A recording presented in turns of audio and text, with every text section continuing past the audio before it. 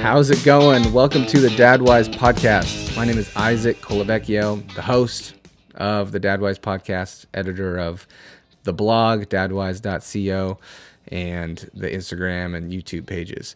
If you want to follow along on what we're doing, go check out Instagram. That's kind of where I stay most active. Leave comments, send me questions. I'd love to hear from dads about what you guys think about this podcast and the content we're putting out. And if you really want to help out, you can leave a rating on Spotify or on Apple or whatever you're listening on. If you can leave a comment or a rating, that would help out a bunch as we build this platform out. I'd love for more dads to hear this stuff. I think it's really good. I think it's helpful. So I'd love if you could help me out in that way. I would be very grateful. 2 more plugs. I've got 12 Rules of Dad Life book that's out. You can get a link to that. Also, Dad Facebook group. I'm going to keep it open until we have like 20 to 50 people in it. I'll close it when I close it, but I'd love for more dads to be involved in that. Chatting with each other, helping each other out, sharing tips and tricks and wisdom. So there's links to that Facebook group. It's a private group, so send me a message and ask me to let you in, and I probably will, because I'm a nice guy like that. But today we talked about habits of the household with Justin Earley. Great guy, awesome conversation. We talked about how to shape our lives in a way that promotes growth. We talked about friendship, how dads can make friends, and how that helps us as fathers be better. It was an awesome conversation, and I want you guys to listen to it. So I'm going to be done talking now, and I hope you enjoy. All right, here we are, DadWise Podcast. I'm here with Justin Earley. Is that how you say your last name, Early? You got it, like early in the morning. Early in the morning. I like it. Justin's got a new book coming out, Made for People. I originally had him on to talk about this one, The Habits of the Household, I have here with me. But I think we'll just cover everything. So, Justin, can you just give us a little intro on who you are, how many kids you have, where you're at in the world? You bet. Yeah. A little context, yeah. I'm a husband to Lauren, my wife. We've been married since shortly after college because we met at UVA where we went to college together. Okay. We are parents to 4 boys, Whit, Nice. Ash, Colt, and Shep. And they are between 4 and 11 right now. So Nice. the dad part of my life is definitely peaking. I'm a business lawyer by day. That's what I do with my normal hours. I'd help people start companies, sell companies, structure contracts. I don't go in the courtroom. I'm a negotiator. Nice. And on the side, though, it's one of my favorite things that I do is I write books. That started with the Common Rule, which is a book on habits and spiritual formation, written in the wake of an anxiety crisis where I totally fell apart and realized that my habits were forming me way more than I thought. Yeah. And then the Habits of the Household was my second book, which was me applying all that wisdom of habit and spiritual formation to parenting, because I was like, I should probably apply this stuff to my children. And then the latest book is Made for People on the arts and habits of friendship. Right. You added arts into this one. I like that. Well, you can't... I believe in the power and spirituality of habit, but habit is a thing. Like, it's a semi-conscious to unconscious routine that can actually sink down into your basal ganglia, which is important because the neuroscience is actually happening here, and it's the things that we do without thinking about them. I think trying to boil down friendship to a habit would be totally dishonest, because friendship is at least half, if not more, art. The relationships are all different. Right. There are habits of friendship that can help push you into it. But I thought it would be disingenuous to, I told my publishers, I was like, I'm not going to do a habit book because I want to do a book on friendship. They're like, well, can you work the angle in? I was like, oh, yeah, I can work the angle in. I can't. You're the habits guy. Yeah. And you can't just say, habits, If you're a friend, you can't just be like, we're going to be friends. Every Friday at 7 o'clock, friendship's happening. There's a little more nuance to it. How did you get into habits besides the breakdown? Was there some authors or books that kind of pushed you into the understanding of how habits shape you, or did you just come to that on your own? But it came out of the crisis. I mean, the short version of that is I started my life as a missionary in China, actually. Okay. So I was a missionary for almost 5 years. And then I felt the Lord calling me to go to law and business school, which is another conversation on college. Yeah, that's a big shift. Yeah. Yeah. But I felt really called to it. So I like ran at it with all the fervor of a man on a call. Yeah. And I did really well in law school, but I, like any good law school student, adopted all the rhythms of, a top-tier law school and high-paced lawyering. And what happened is I ended up, in my first year of lawyering, having awful panic attacks and insomnia and anxiety breakdown, which was totally unlike my formal self. Like, hard to describe how different. Yeah, you're not prone to that. Stark. Yeah, no, not at all. And that's why it really caught my attention. And what I found, and this was like a 1.5-year struggle, was that my body and mind was becoming converted to this anxiety and busyness that my habits and routines, I would say, like, worshipped. So when the missionary got converted to the nervous medicating lawyer, like that, I was like, something's going on. What happened? Here. Yeah. And it really led me on a journey to read both about spiritual disciplines, about habit formation and why, like, whether it's overtly spiritual, like praying or meditating, or covertly spiritual, like swiping your phone all day. Both of these can become routines that sink down into your basal ganglia and make you feel a certain way, even though you're not thinking that way. And so this is where you get this idea that, like, your head can go this way and your heart can go that, or your habits can go this way and your head can go that way, and your heart's going to follow your habits. So that's where I started reading both spiritual and non-spiritual writers on this, and realizing this was a huge part of my life and my mental health crisis. And I've been, like, really interested in it ever since. Yeah. Have you gotten into, like, Dallas Willard and those kinds of what else? Who? I would say I think you're probably about James to say K. James K. Smith. Yeah, You Are What You Love. Yeah. So the biggest influences for me would probably be on the spiritual side. Ruth Haley Barton writes on the rule of life and spiritual discipline. Okay. Dallas Willard is a bit of the contemporary master of this stuff. Right. James K. Smith is really good on explaining why things that you don't think are spiritual liturgies, like swiping your phone or your busy schedule, are actually as spiritual as going through the prayer book every day. Those were Richard Foster was also really big for me, and then on the other end, Charles Duhigg's The Power of Habit, James Clear's Atomic Habits. There's a couple books in that vein that have really sort of, like, they've broken out and explained what is fairly new neuroscience, like probably in the past 2 decades, what we've learned about how habits and how they work in the brain. And so it's incredibly useful stuff, right? Because it's things that you would have intuited, like, the things that are most important in life are more caught than taught. Like, it's not education, it's formation happening kind of deep down here. We tend to point here. It's actually in the basal ganglia, but I feel it those here. Those writers are really good on that, and they helped me a lot. Yeah, I was going to ask why you think, like, habits have just gotten so popular in the last 5-10 years. Is it, you think it's linked to the new discoveries in neuroscience and I think two things. I do think there is new information that is now explaining why we feel the way we feel. And whenever you can get that biological or physiological understanding of why you feel that way, people have an aha moment. So I think that's really helpful. I also think we have been the laboratory of other people's experiments on habits in the past now 14 years since the iPhone came out. 2008. Yeah, so we, I think, are now particularly rightfully attuned to, how are other people understanding how my habits work and actually manipulating me, even if they don't mean to, even if it's not nefarious. They are, like, quick example, a famous book on this about 8 years ago was called Hooked by Nir Eyal. I think you can look it up. And it's the subtitle is about how to make habit forming products in the tech world, basically. And that's terrifying.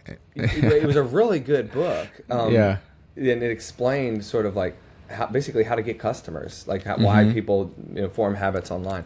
His next book a couple years later was called indistractable and about the problem of distractions, clickings, and it was actually from the user side of saying, hold on, like, this is we need help us. with this. Yeah, and it was his. So he wrote both of those, and it's an interesting, and that's the water we're all swimming in. So I think it's a really important time, whether you're a dad and parenting, or whether you're just a normal person with a phone, or somewhere in between. You need to be attentive to how habit is working in your life, because it's making up almost half of your actions every day. Yeah. I mean, that's like just neuroscience stat. Like about 40% of our actions every day are not the products of conscious choices. They're the products of habit. It's true. I think like a lot of people have just like hit a wall where they're like, I'm trying to change so hard and I can't change. And what is it? And these little habits, and I've heard about like habit stacking. So you get one and then you kind of build off that one.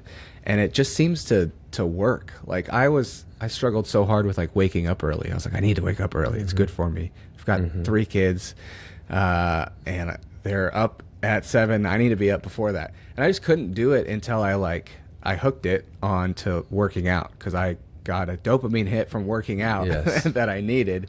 And so waking up gave me some reason to get up, and it kind of snowballed from there, and it's been great. But it's hard to just will yourself to do anything. We're actually really bad at that, which is why this is a helpful insight. I mean, I relied a lot of my life on, if I really want to do it, then I'll do it, because like, I choose what I want to choose. And I don't know why it took me until 30 to realize that was not the way human beings work.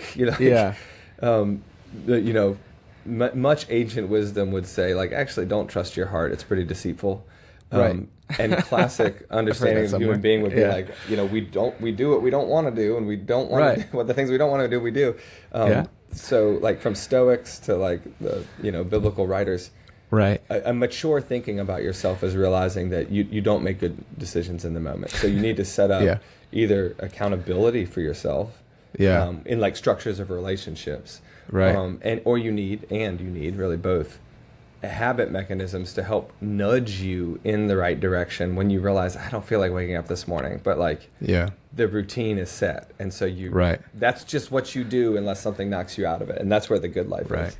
And you talk about that. I think even the cover of your first book is a trellis with a vine on it, right? And so that's exactly right. So you're building structure for like organic growth, and I love that analogy. I'll show the picture here. There it is. This one is called the common rule, because an ancient paradigm for this kind of thinking is called the rule of life, which is where monks would live according to certain practices, not just prayer rhythms, but actually like eating and working rhythms. Because their idea was, if we're going to be formed into a certain kind of person, we need a rule of life or a rhythm of habits that function communally. And it's actually brilliant, because that's how people really start to change, when you have multiple people doing the same things. You know this in sport teams, and you know this in cults, and you know this in families. Like for better, for worse, or in the middle. People do things in sync. They become memories, traditions, and the classic understanding of the rule of life. Actually, the Latin root of the word rule in that is not like a law you have to obey, but a bar or a trellis. And so the idea in that book is 4 daily habits and 4 weekly habits to set up a trellis for modern day life, of how to use your phone, how to rest, how to curate what you're watching online, how to meditate, some of those things. I love that. And it sets up so much creativity. Like the monks get a bad rap for being prudes or whatever, but they invented so much. They brewed great beer, and one of the monks figured out the bee spacing. I do some beekeeping, and like the ideal space for the hives to be set was a monk. All these ideas. Because there's an ideal, like if it's too big, they'll like build too much comb, and if there's not enough, they just won't hang out there.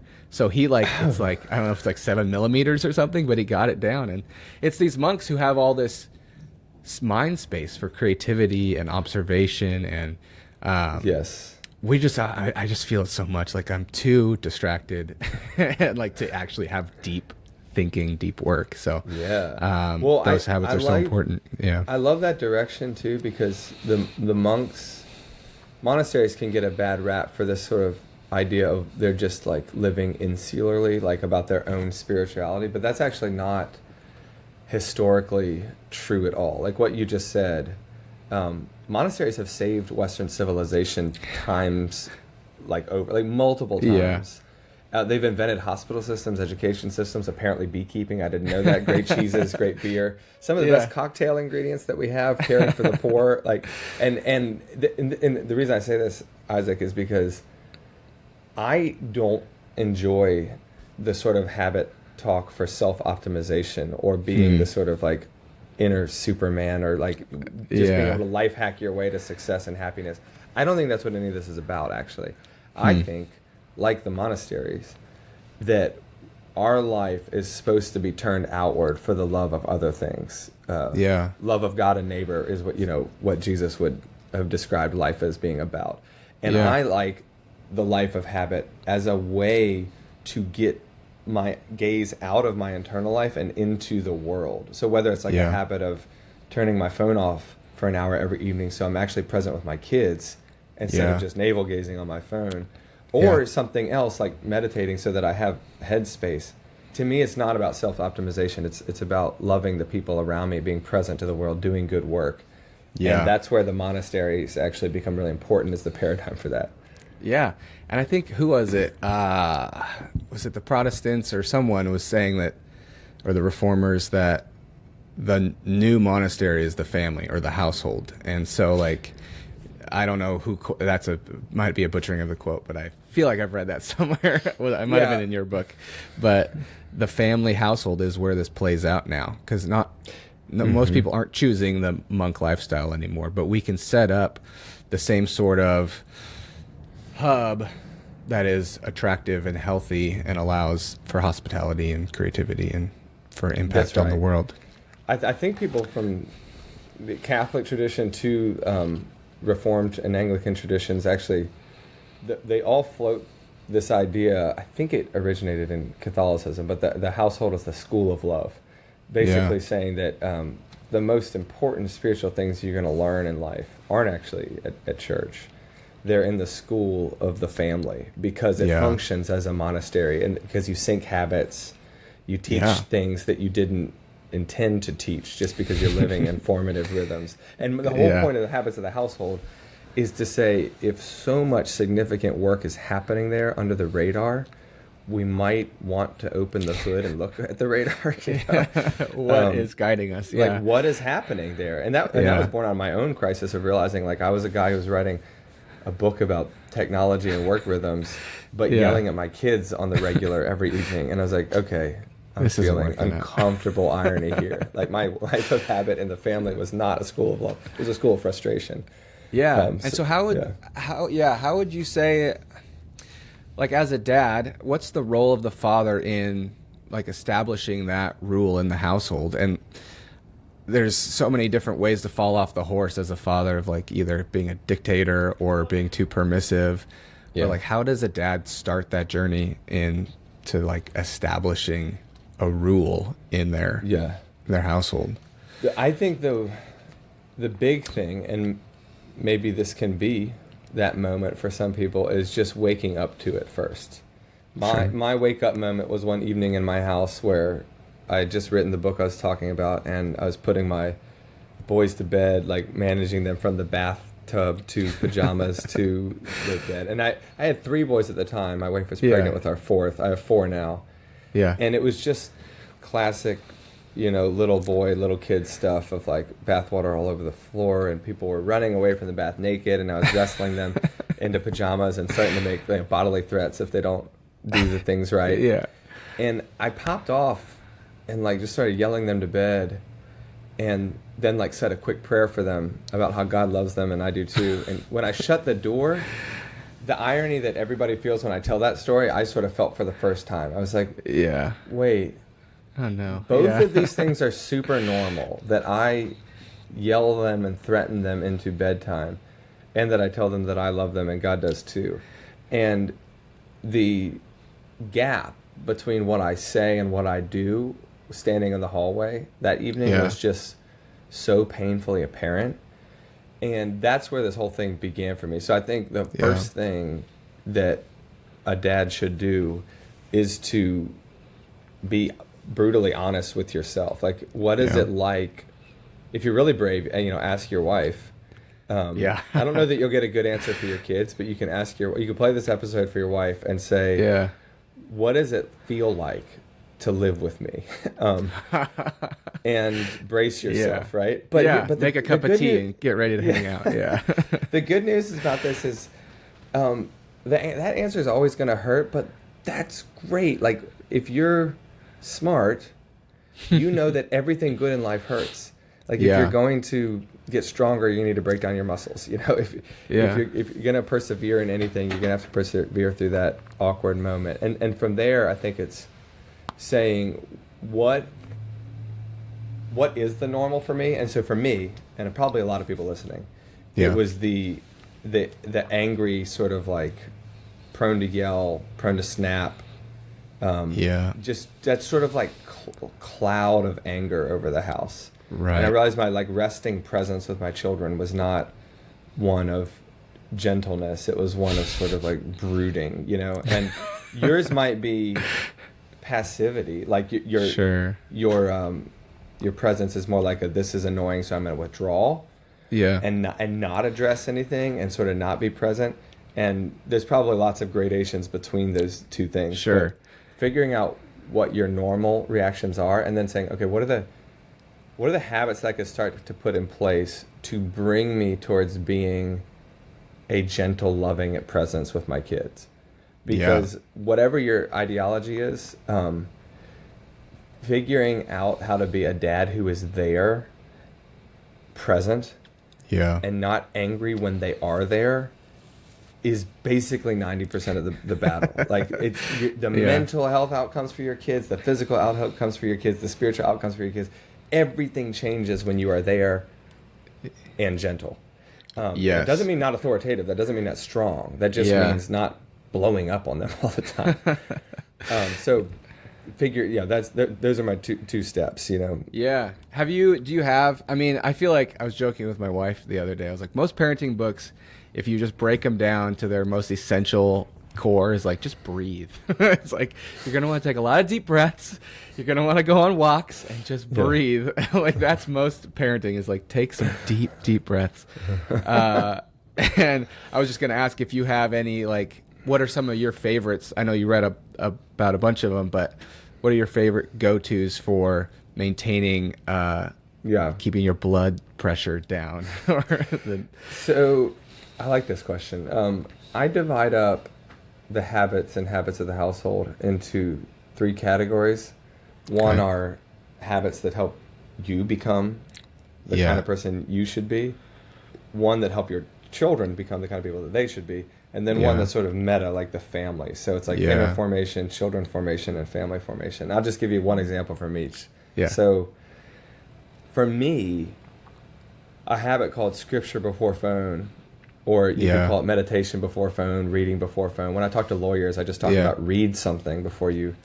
That rhythm in the morning, that means I don't knee-jerk reaction, start my morning on my phone and all the anxieties and other problems that could be there, but I start in a mode of contemplation and quiet is a phenomenally important rhythm for me and my mental space. It changes how I approach work, my kids, everything. For my kids, one of the crucial rhythms for us has been in their formation are rhythms of reconciliation, because you know, like, I can be as nice as I try to be, but kids fight all the time. Newsflash, like, kids fight each other all the time. They fight with you all the time. So I try to remind people, like, this is not going to help you create a clean and quiet house, but because kids fight and kids make messes. So do adults, incidentally. but one of the most important rhythms for us is working on, after these moments of discipline or after these fights, do I help them repair relationship with each other? And repair relationship with me. And those are small habits like long hugs after fights, or taking a walk after a fight. We have a thing called the brothers hug, where if they fight, they have to hug each other and sort of like make amends. They actually have to hold on until they start laughing. I like it. Or, so those are really important with the kids. And then I just say, last one, the family level formation. One of our keystone habits is nothing surprising, but it does change everything. It's called family dinner. And we try to have family dinner probably 3 to 4 nights a week. That leaves plenty of room for exceptions, but just the norm of life is that we're all 4 boys, me and my wife, are going to sit down at the table and eat and talk. Yeah. And so much is taught at the table of like how to relate, how to say please and thank you, how to be generous, how to help each other clean up, and how to stay seated in your chair and pay attention to somebody, which is a huge challenge for most of them still. Yeah, for sure. Yeah. I love that. What do you do? I was doing this just this morning because I have a 7 and a 5-year-old, and my daughter got 2 pieces of chocolate in the morning, and my son only got 1. And she was bragging about how she got 2, and he was very salty about her bragging, not even that she got 2. And I tried to like do reconciliation. I was like, all right, so Jovi, you confess you're bragging. Leo, you would forgive her. And he was just like, no. I was like, please forgive. Like, I was like, can you do like a gentle hug or some sort of touch, a handshake, a high five? What do you do with like, if you hit a stone wall, like with a kid? Do you just give them space and come back to it later, or? That's a great question. And I think here's a good place to insert the art in the habit.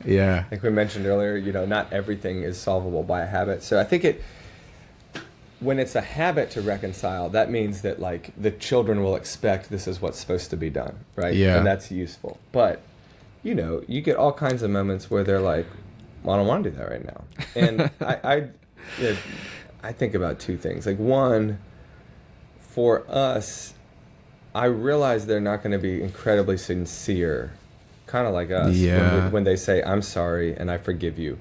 But for us, it's still an important liturgy, because it's an important way to just continually train the body and your voice that like you practice saying sorry.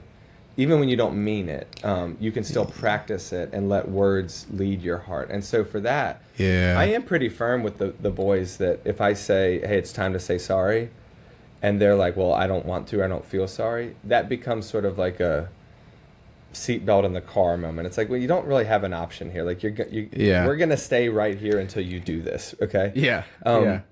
That works well with my kids. Now, anybody listening might have a kid who's like, ooh, if I did that with them, they might like just start to spiral, or so you might need to figure out, okay, we're gonna have space, and you're gonna go to like a non-trouble timeout. You just like go sit to neutral ground, come back, and we could say sorry. But like what I wouldn't advise is letting them dictate the terms of whether or not they'll do that. So you could give them more process for it, but I do think it's really important to say, this is what we do in this family. And when you leave the house, you can change your mind if you want and decide that you'll never say sorry to anybody. But in this family, we say sorry even when we don't mean it, because we need to, like, again, pull our hearts out of bad places. So we work on saying sorry until we do feel like it.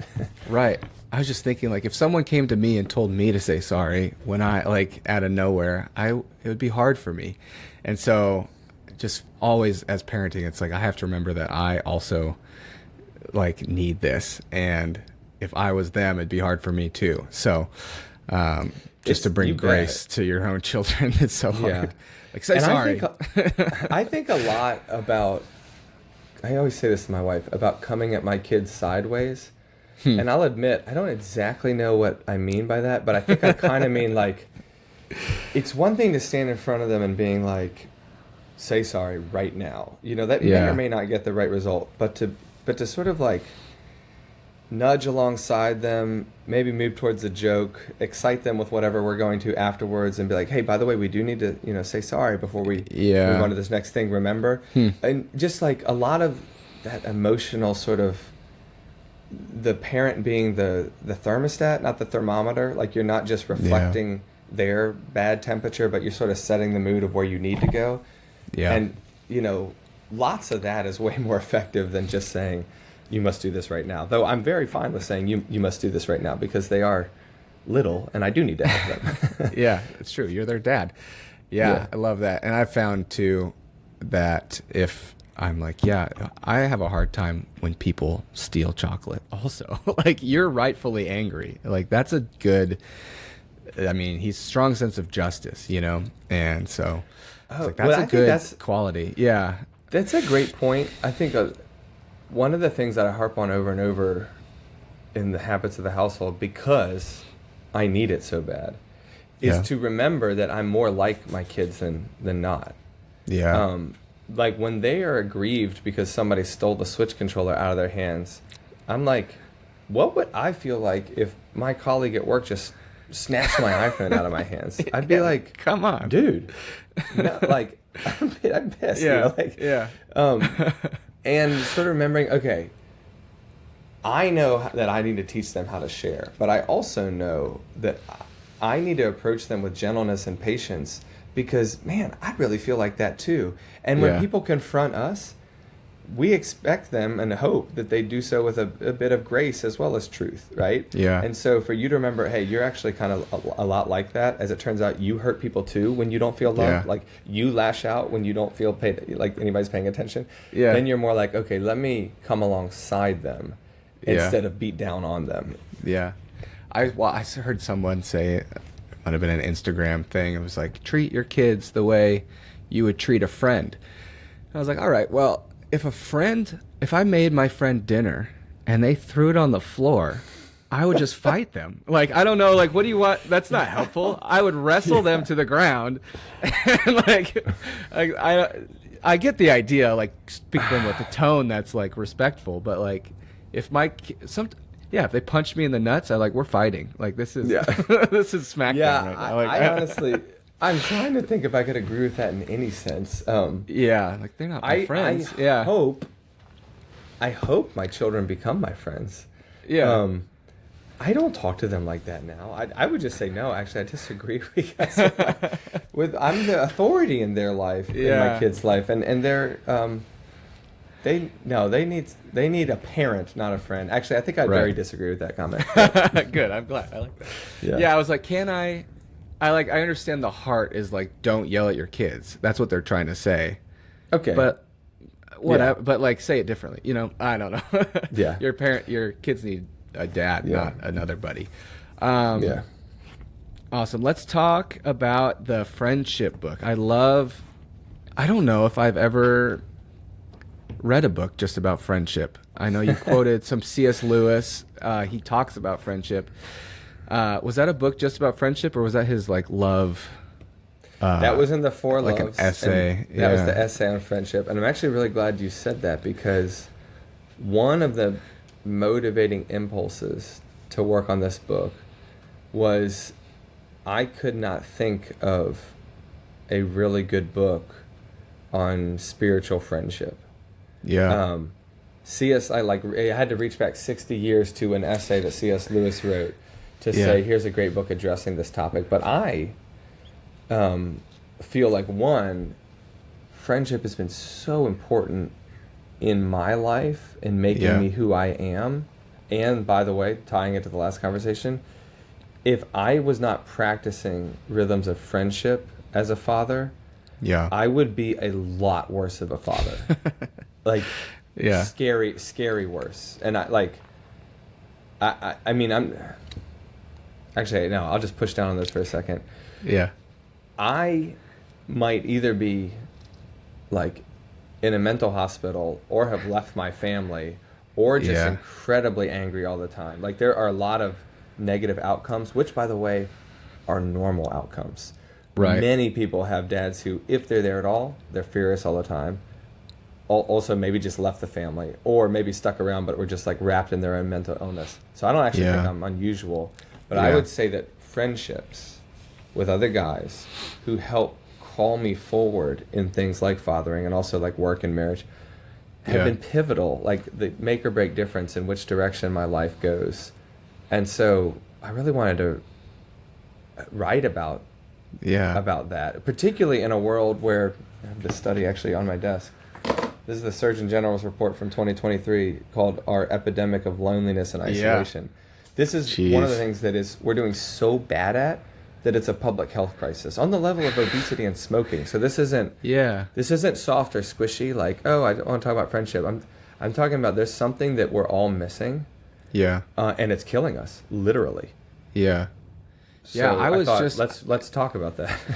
Yeah, I mean, especially for men, I don't know if it's not specifically for men, but you're a man and you wrote it. And so I'm glad that a man wrote it actually, because I don't think men would read a book about friendship written by women. I don't know. Maybe they would, Yeah. but Maybe we're wrong, but I don't think we would. I agree. yeah, I've started some parenting books written by women that are just like, talk a lot about, like, I don't know, women stuff, and it's hard to connect, and so there's definitely gleaning, and it's good, but I'm just really glad that you wrote this book, because I don't know, it might have been, I read some book of Boys and Men, I think, but just there's this epidemic of deaths of despair is what they were calling them, so Yes. like suicide, drinking yourself to death, smoking Yes. yourself to death, and it's mostly men that are Yeah.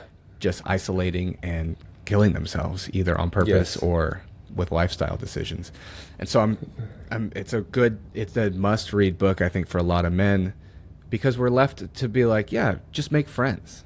Like, I don't know, you either have them or you don't. It's kind of the assumption, and it's hard to make friends. I know once you have kids, either you really isolate or you can make connections over friends, but it can be really tough. I know a lot of men in my life, their wives set up their friendships, right? So we're friends because our wives are friends, but they don't really like each other, you know? Yeah, that won't do.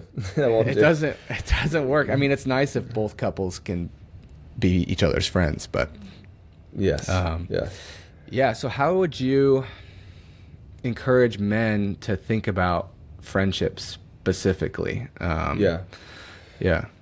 So I would encourage. We'll stick on the theme here. The to lean into the art and the habit of it. Yeah. I'll go from the habit angle first. Okay. Maybe because that can be briefer. Yeah. And we can push into both. But Sure. on the habit side, it's common sense that everybody wants friendships. I haven't met a single person that's like, actually, I'm not interested. Even the most introverted of people are still like, they want a couple good friends. Yeah. But the problem is it's common sense, but it's not common practice because of what you just said, Isaac. I mean, we live in what I call in the book a current of loneliness. Like, American life is set up to make you a busier, wealthier person who used to have friends. Right. So, you might be advancing in your work, maybe, and your schedule is getting more complicated because of children and marriage and family life. But no one, maybe unlike times of high school or college, maybe, back then there are countercurrents that might push you into a dorm or into a summer camp or into a sports team. Right. There are no countercurrents now. So if you do nothing, you will become a lonely person who used to have friends and arguably a statistic if it gets really bad.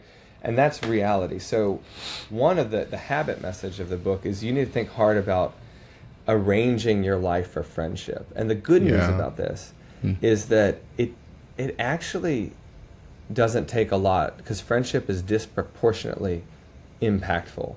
Whereas other physically vital things that you need to do, like eat and sleep and work, take up tons of your time every day. If you do an hour of friendship every week, even like an hour or so every other week. My two best friends and I, Steve and Matt, have a routine that every other Tuesday we get together on somebody's porch and just talk. Yeah. Yeah. And that, I can be working like 80 hours a week for the rest of those 2 weeks and be parenting on all my off hours. Yeah. And that hour will change my life completely, because every other week I get together and I'm able to tell them, well, here's what's going on in my head. Yeah. And so that's the habit, and that bleeds right into the art, or really the deeper gravitas here. And that is the idea that the art of friendship is you need somebody who knows you really well, and yet sticks around and loves or likes you anyway. And by that I mean, like, it is the easiest thing for us to do in this current of loneliness is become people like who have secrets burning inside of us. And this could be, addictions.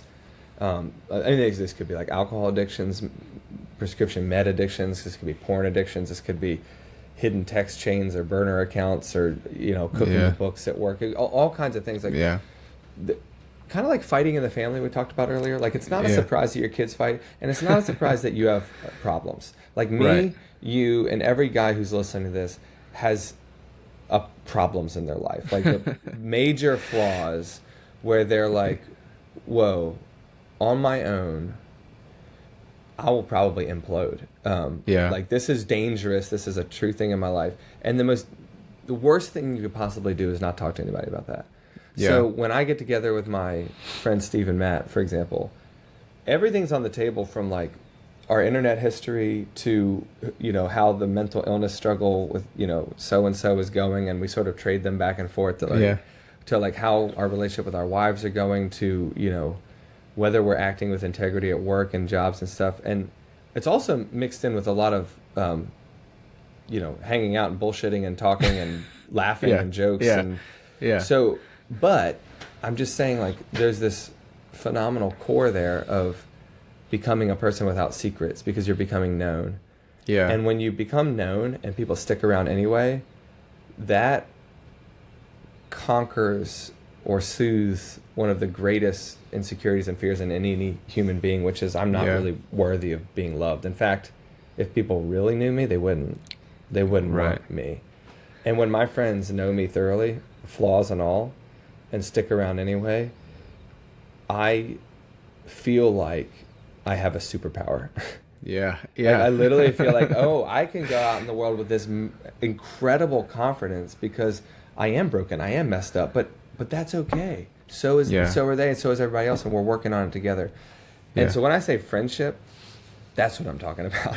Yeah. I'm talking about this like deep relationship that sustains you, and that is something modern society has all but lost, which is why we are literally dying. What would you say to someone who says, my wife is my friend, I don't need guy friends? I would say that is a great thing and not enough. Like, I'm so glad that you actually think your wife is your friend. No, but like a lot of people would be like, no, she's not my best friend, Yeah. And so I would say, like, on the one hand, good for you. Like, keep working on your marriage. Like, that is a wonderful place to be known. But I would say, if your wife is your best friend, then you're failing your best friend, because you need more than her to be a great husband and friend to her. There are some struggles that she's not going to understand.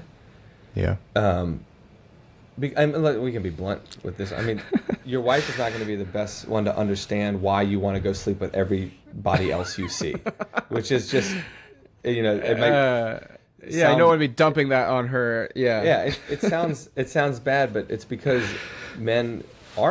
we do have this bad struggle, and like particularly with sexual struggles, but this could also be like anger struggles or some mental health stuff. There will be parts of you that she doesn't fully comprehend, even if she's your best friend and your soulmate, which is great.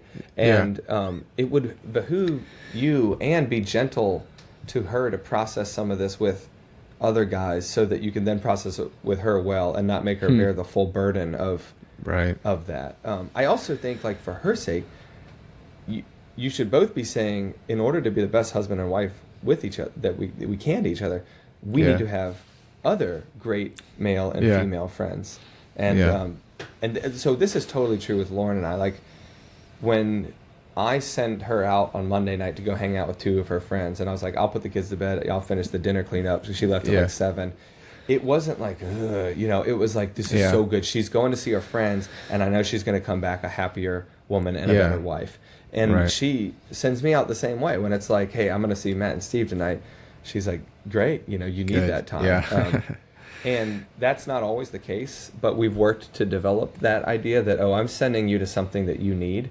And like, in order to be the best husband and wife, you need that. Best friends with your spouse is a good start, just not enough. I've got a group chat with some guys, and we try to get together on Friday nights. And one of the guys was like, don't you have a wife and kids? Like, how are you out every Friday? And I'm like, well, I have a wife and kids. I need to be out every Friday hanging out with these guys. Because I have a wife and kids. And it's not just hanging with the guys, right? So it's an important rhythm in our lives. But Well, why do you think? Yeah, no, go for it. Can I just push on one thing there, but hold Yeah. that question because this will be short.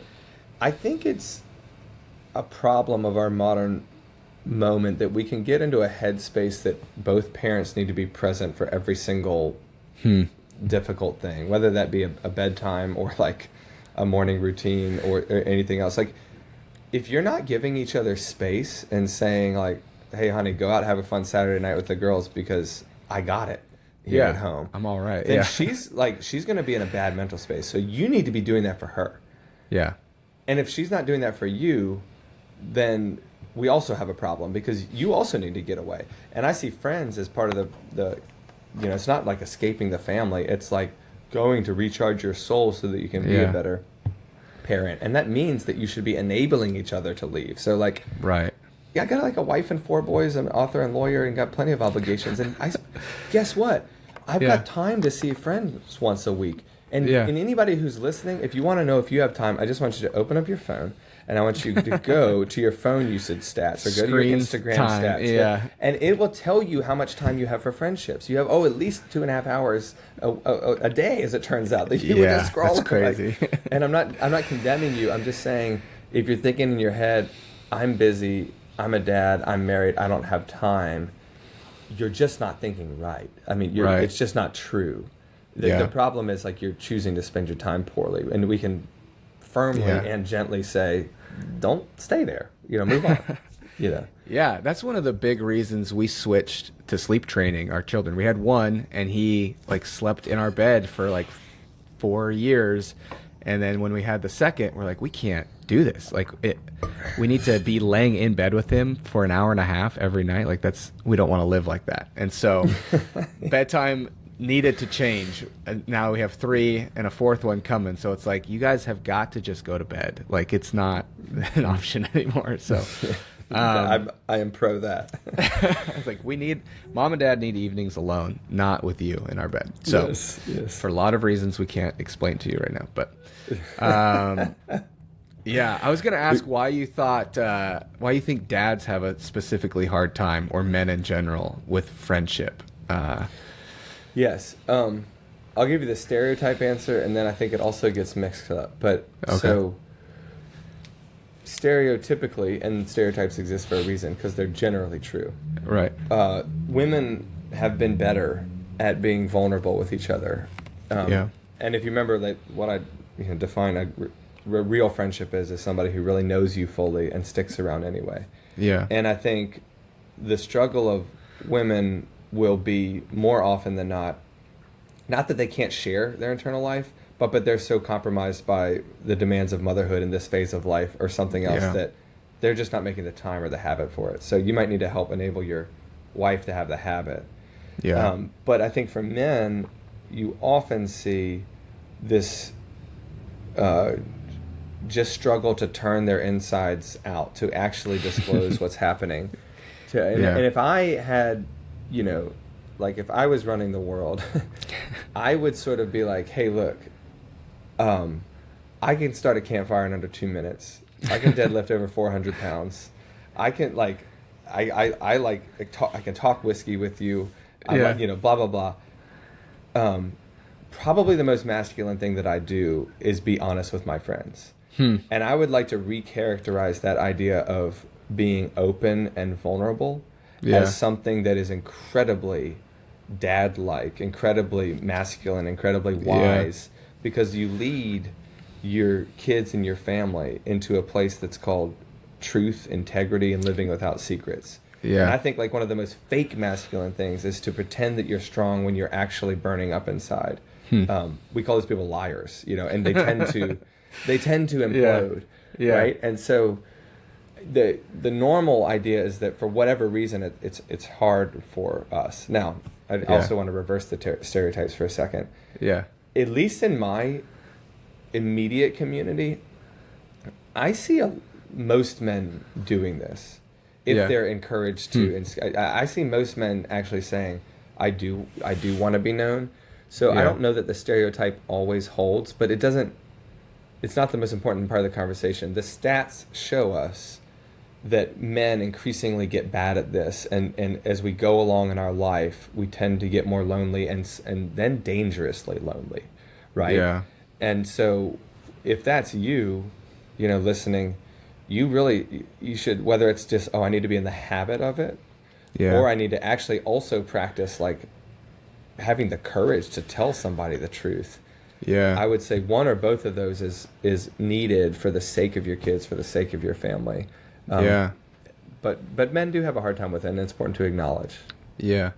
Would you say for someone who's like, man, I'm dangerously lonely, their first step should be like identify the closest friends you have and then pick a couple to start pursuing? Or how would you kind of dig yourself out of a hole that you've created of loneliness?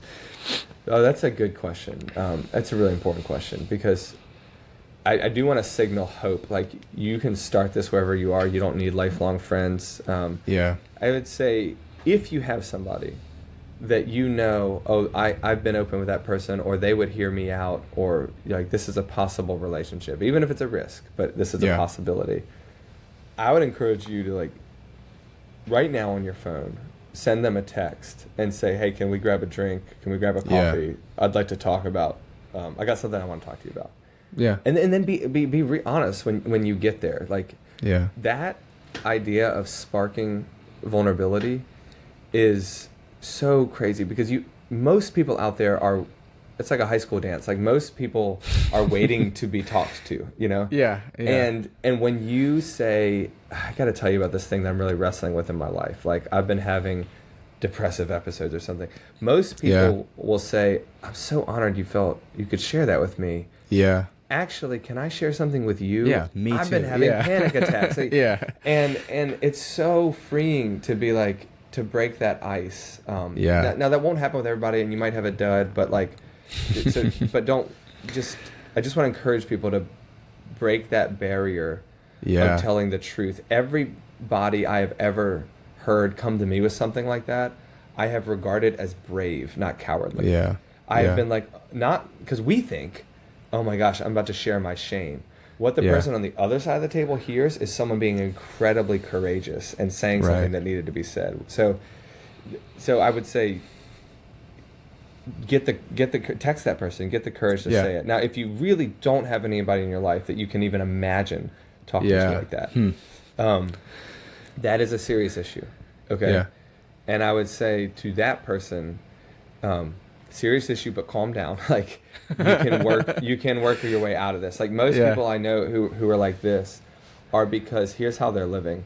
They're in their grind or their like comfort zone of like, I work, I go to this place, I do this, I don't have time for anything else. And to that person, I want to like kind of gently but firmly be like, that's a dangerous life and that's not the right life. There's one rhythm in your week that you could add that puts you in the face of people. It could be like a recurring happy hour. It could be going to church. It could be, if you already go to church, going to that small group. It could be literally joining the rugby club that you go to. Like, it could be a running club. It could be like, I go to a CrossFit gym at noon most days. And the kinds of people there, like, it just, you go for 1 week and everybody's like, come be our friend. And like lots of gyms are like that. Like, you can go to a gym, but here's the thing, Isaac, like, you got to do something like that, and then you have to practice the turn where you turn from common activity to common person. And so, like, if it's a running club, like, get coffee after the run, because you need to not just be around people, you need to be talking to people. And this will take this could take weeks, months, or longer. But I'll end with this. Life is really more like a high school dance than not. You're going to find a lot of people in that running club also wanted to talk. And once you break that ice, suddenly, it's like quitting smoking or something. Like, the way that your life will change, is something crazy. I love it. I started CrossFit in October, and that's been a cornerstone habit for me in the community. Is that there. Right? I want to talk about your 400 deadlift, but run out of time. my other numbers aren't going to be as impressive. I don't know, but happy to talk about it. Leg day is where it's at. I mean, I feel like there could be a whole nother habit of like exercise and working out and all that. And I don't know if you wrote about that in your first book, but I think that's definitely a needed topic too. People often ask me if you could go back and change anything in your first book. What habit would you add? And it would be exercise, because I found one of the keystone habits for, I want to say, my mental health, but it's not exactly like it just solved the anxiety crisis I was in. It's more like it's a preventative mechanism to keep me alert at work, happy in my body, and the feeling of discipline that then just bleeds into my father life. So when I'm like, doing a workout and I'm like, I do not want to pick up that barbell again, but I look up at the clock and there's 2 minutes left. And the coach and everyone else is doing it around you. Yeah. Everybody else is doing it around me. And the coach is like, pick up the barbell. Yeah. There's something in me that's like, okay, I thought I was done, but I'm not. Yeah. I have to do it again, and I will do it again. And you realize after that 2 minutes, you're like, oh, I had 10 more reps in me. I had 20 more reps in me. And then I get home with my kids and they drop their milk or something. And I'm like, I do not want to pick that up. And then I'm like, wait. The wall is not the wall. I have more patience in me than I thought. I have more strength in me than I thought. I have more love in me than I thought. And I think there's a way to exercise that feeds the rest of life. Yeah. And I actually think that's an incredibly important keystone habit for guys in our stage of life. Yeah, for sure. I found it just like 360 degree. Like, I'm happier, more energy, better with my kids, stronger, faster. I'm waking up earlier. It's been great. There's a study that I think this is mostly about teens and phones, but I'll just say it. Obviously, we're finding incredibly depressive effects for teenagers and smartphones, particularly for girls. Like the suicidal tendencies are exponentially skyrocketing. But interestingly, when it's 2 hours or less a day, at least in these studies, there was no statistical differences. So when you're actually keeping it within, that's still a lot of time, honestly, to be on your phone. But when you're keeping it within those limits, you're a lot safer. Then people who were doing, going outside, having embodied contact with other human beings, which is now kind of revolutionary, like actually being face to face in a hangout. It's funny, there's a word for it. Yeah, embodied contact. And exercising. Yeah. Had disproportionately lower mental health problems. So the idea that you would go on a morning run with friends outside, or that you would go to the gym and work out with them, these things are actually radically good for not just your physical health but your mental health. And statistically it's showing that if you can trade that routine of going to a gym and working out with friends in the morning for this routine of swiping your phone in the morning, you are actually making an incredible shift in your life. Yeah. So don't discount that. It is actually very spiritual. It's very important. It's much more than just getting your body in shape. It's getting your soul in shape. Right. I don't know if I've been thinking about this. I don't know if there's a difference between mental and physical health. At least for me, it's so intertwined. I don't know how to parse those parts of my body out. My mind is in my body, and my body feeds, it's all connected for me. And I'm I don't know how I would just work on mental health without working on physical health at the same time. Well, I'll drop a little note for next time. We should talk again, because my publisher and I are working on finalizing a next project called The Body Teaches the Soul, which is basically about what you just said. Let's do it. Yeah. I think our body is more spiritual than we think, and our soul is more physical than we think. And I love it. The ways of thinking about these sides of the coin of the human being are more helpful to intertwine than to separate. Yeah, I love that. Well, I think, I don't have anywhere to run right now, but we've used up our hour. I wanted to People ask can only you, less for so long, I guess. I could go all day. I was going to ask if you're reading anything currently. What's on your nightstand right now? I'd like to end with this one. My favorite thing on my nightstand right now is actually a book of poetry called Bower Lodge by a guy named Paul Pastor. Okay. And I happen to like reading poems in part because they're so short that you can actually manage it in like a day of working kids. Yeah. But particularly this book of poetry, Bower Lodge, it's a meditation kind of on dying and death and decomposing in both nature and life, and why that's the beginning of rebirth and life, whether you're talking about a mushroom or like the human soul. Interesting. And so it's deep waters, and Paul Pastor is a great writer. I actually know him as well, and this book of poetry was fantastic. I'll write it down. Paul Pastor. It's called Bower Lodge. Yeah. I was wondering if you're reading any Wendell Berry, because I know you dropped a Wendell Berry reference in your. My wife. It's on my wife's. I've only read 2 of his, maybe 3 of his books. My wife has read like all of his books, so I get the download from her. Yeah. And then I read along with some aside. Yeah, you said you bought 30 acres out in the woods. I was like, yeah, that's definitely a Wendell Berry inspired. Yeah, it's an impulse. Yeah. I love that. Cool. Well, thanks for hopping on. I'm sure we'll talk again. I feel like I could just keep going, but I love the book, and we'll put all the links and everything for it in the show notes and wherever comment. I don't know where you put them on YouTube, in the description. That's what it is. But yeah, thanks for writing it. Really appreciate your work and your thoughtfulness and all the time and energy you've put into it. It's really, really helpful. So well, thanks, all man. the guys. I hope all the guys go and get it. So I've enjoyed this conversation a lot. Cool. So tell anybody they can reach out to me. I'm mostly I'm the most present on Instagram if people want to reach out and like leave a comment or send a message. Cool. Yeah, and you do like little short videos too, which are super helpful. If people just can't read a book, then they can get some summary versions on Instagram from you. Yeah, and you can get the audio book of Made for People or Habits of the Household. I read them, so I'd be glad to say to anybody, I will read that to you.